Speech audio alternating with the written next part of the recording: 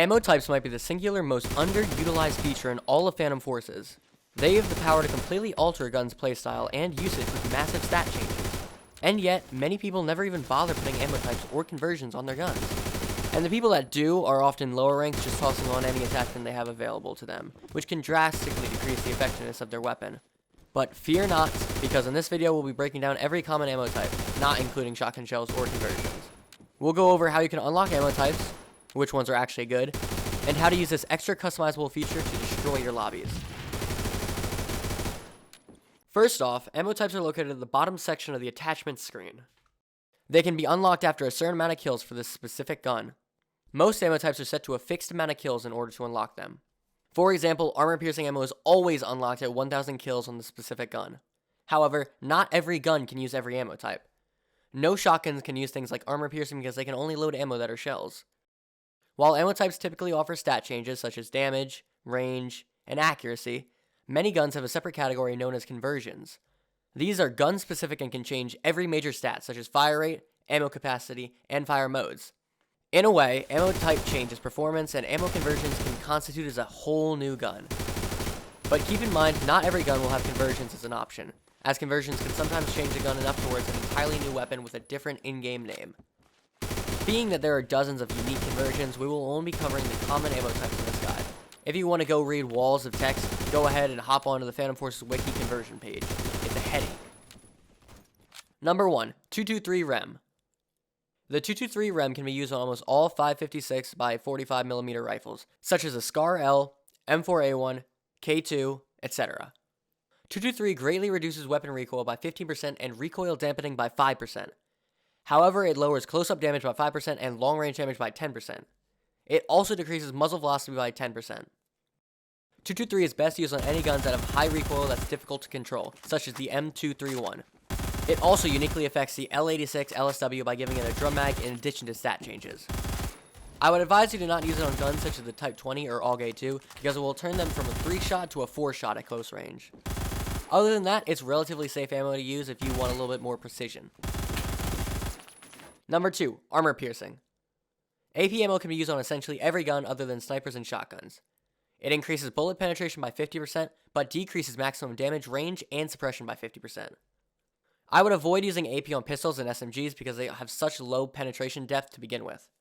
Even with the 50% increase, they still may be unable to pierce even a single stud, leaving you with only the negative effects.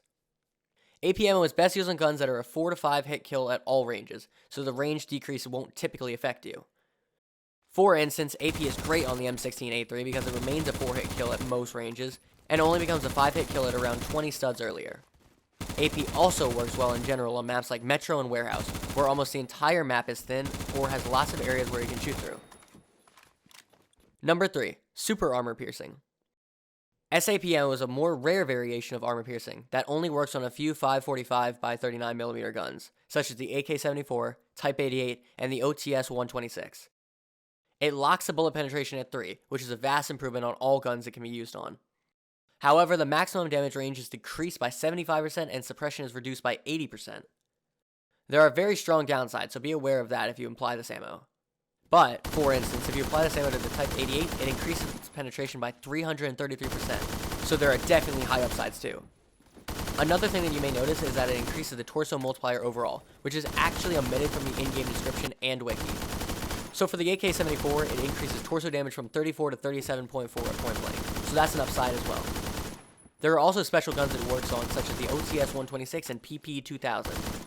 However, for these special cases, penetration is doubled rather than locking at 3.0, which is understandable. I don't really want to imagine a machine pistol with 3.0 penetration. Number 4. Hollow Point. Nobody seemed to believe me on how good Hollow Point was in my last short, so I'm going to break this down, not leaving any of the math out. HP is usable on all guns except for shotguns and snipers. It has quite a lot of stat changes, so bear with me for a second. It increases all damage output by 20% and reduces the maximum damage range by 50%. It also increases suppression value by 5%. Now, the minimum damage is decreased by 20%, minimum damage range by 10%, and bullet penetration by 50%. However, this is where people get confused. The headshot damage multiplier is reduced by a whopping 83.3%, or 5/6. But it doesn't actually decrease the headshot damage. The 83% is a decrease of the actual multiplier, So if the headshot multiplier was 1.4, it would become 1.17, which isn't as significant of a decrease as it sounds. But that's not even factoring in the 20% increase in damage. We are going to use the MP1911 as a full demonstration. With default ammo, it does 36 max damage and has a headshot multiplier of 1.4. So a single headshot will do 50.4 damage per hit within the maximum damage range. But when you throw on HP ammo, it does 43.2 max damage with a headshot multiplier of 1.16666, which rounds to 1.17. So after applying HP, the headshot damage comes out to be 50.544 or 50.4, depending on where in the game code Phantom Forces actually rounds the damage values. This means that the damage for a headshot stays the exact same, even if it says the multiplier is decreased by a massive number like 83.3%. The damage and multiplier decrease accordingly with each other to come out to the exact same damage before and after. That's why this is one of the only examples of such a specific number in the entire game, being 5/6. Now, this ammo is still intended for close range, so the close quarters combat is extremely powerful, but the range is pretty weak. I would only use this ammo on guns that you are consistently using at close range. Oh yeah, and did I mention that using this ammo is a literal war crime? Reminds me of when the Red Cross asked gamers to abide by the Geneva Convention in all games. Like COD players are actually doing any of that. Number 5, extended mags and drum mags. Very few guns are lucky enough to have an extended mag as an option. Extended mags typically increase the mag size by 10 bullets and drums by 20 to 30 bullets. They both make the gun weapon handling worse and the reload longer, and the drum mag typically makes your movement speed slower as well.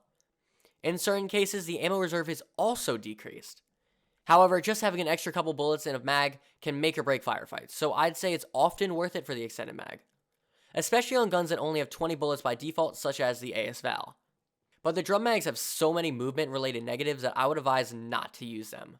Unless, of course, we were talking about the AA-12. Note that there are also mags that decrease the number of bullets, such as the Hammer 30-round Stanag or the P90 Civi mag.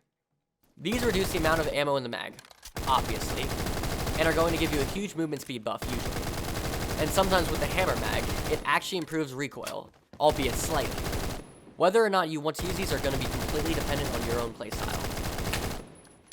Number 6, Tracerless. Tracerless ammo is very common and can be used on almost all guns that aren't shotguns. As the name suggests, it obscures the bullet tracer significantly at the cost of recoil and bullet performance. The weapon recoil recovery and overall weapon dampening is reduced by 5%, and the suppression is significantly reduced by 75%. Overall, Tracerless ammo is not usually utilized for a multitude of reasons. Firstly, it is a very steep price to unlock. And furthermore, many people don't really watch out for tracers in the first place, which can often make this completely useless. However, I still recommend Tracerless on snipers or more powerful DMRs, because recoil typically isn't super important on them, and tracers sometimes give away where the shot came from. But I would definitely not advise using this for guns that have high recoil overall, such as AK platforms. Plus, it will cut their exceptional suppression, leading to too many downsides. Number 7, Silent. Silent ammo is always a solid choice that works on guns that are chambered in 7.52 by 51mm or 308 Winchester. In other words, high caliber guns like sniper rifles, DMRs, and battle rifles. Yet again, the name is pretty self-explanatory. It hides a flash, similar to a flash hider, and makes the firing sound much quieter. The downsides also aren't significant, as the main downside is a muzzle velocity reduction of 12%. Other than that, the suppression is reduced by around 15%, and the hipfire spread is reduced by 10%, both of which shouldn't affect snipers much at all. Personally, I would avoid this on automatics such as the M14 at all costs, and only equip it on sniper rifles or DMRs with a sub 300 fire rate. The entire point of using Silent is for people to not know where you are, so there isn't really a point of using this on guns where you need to be close to kill, such as most battle rifles. And on snipers, the muzzle velocity is difficult to adjust to sometimes, so I can't say this is a must-use attachment or anything like that. Once again, if you want to be stealthy and get behind the other team or something, knock yourself out with the Silent rounds. Number 8, Rat Shot and Snake Shot. I'm going to take the liberty of grouping these together as they are very similar. The baseline is that they are bullets that have scattering projectiles, much like shotguns. Rat Shot is used on the Zip 22, M1911, and Scorpion. Snake Shot is used on the 1858 New Army and Carbine. And people might remember Dust Shot, which has been updated accordingly to Rat Shot on the 50 cal guns such as the BFG. Dust Shot has been completely readjusted on 50 cals to resemble Rat Shot a lot more than the classic Dust Shot, where it spat out 18 whole pellets. For the most part, these ammos completely rework all the stats, so I'm just going to give you the TLDR version. Pellet count goes up, damage goes down, muzzle velocity goes down, suppression goes down, penetration goes down, and multipliers go down. So yeah, I can't really say that these are good. The only one I would consider using would be the snake shot on the 1858s. Another ammo that's very similar to these is the 410 bore, but it's classified slightly differently, so it wasn't included here. But I would definitely use the 410 bore over rat shot. The problem is, you aren't using this on rats. Rat shot is quite literally awful on most guns it's on, with the main offenders being the BFG, M1911, and Zip 22. I honestly can't imagine many situations where you want to use any of these ammos. Number 9, Depleted Uranium. Depleted Uranium is definitely one of the lesser known ammos in this game, seeing as it only works on the MK11 and the MG3 KWS. If memory serves correctly, it was just rebalanced in one of the more recent updates. It functions differently on both the MK11 and MG3 KWS, so listen up. On the MK11, it will remove the capability of 2 hitting to the torso for damage that ramps up over long range, making it a 3-hit kill at every range. The headshot multiplier is increased to 1.65 and the torso multiplier is reduced to 1.08. On the MG3 KWS, it's reduced to only 34 damage at 0 studs, steadily decreasing to 27.60 at 170 studs. The headshot multiplier is increased by 1.54 and the torso multiplier is reduced to a pitiful 0.90. For both of these guns, the muzzle velocity is increased by a whole 25% and the pen is increased by 50. The suppression, on the other hand, is reduced by 90%. So yeah, these guns are going to work in completely different ways, but honestly, I think these can actually be really good. The insane amount of muzzle velocity and penetration makes these guns shred through walls and at range. But the loss of suppression is definitely a huge downside, unfortunately. And most importantly, the new damage ranges aren't necessarily bad, I'd just say different. I feel like if used correctly, depleted uranium rounds could be the most effective ammo type in general. But it is a shame that they're only applicable on 2 guns.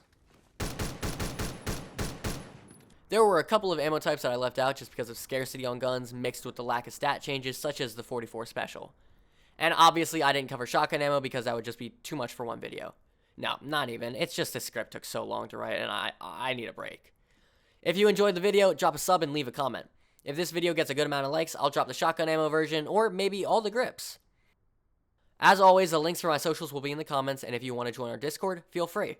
Anyone is able to join and just talk about games or anything else. That's it for today. See you guys in the next video.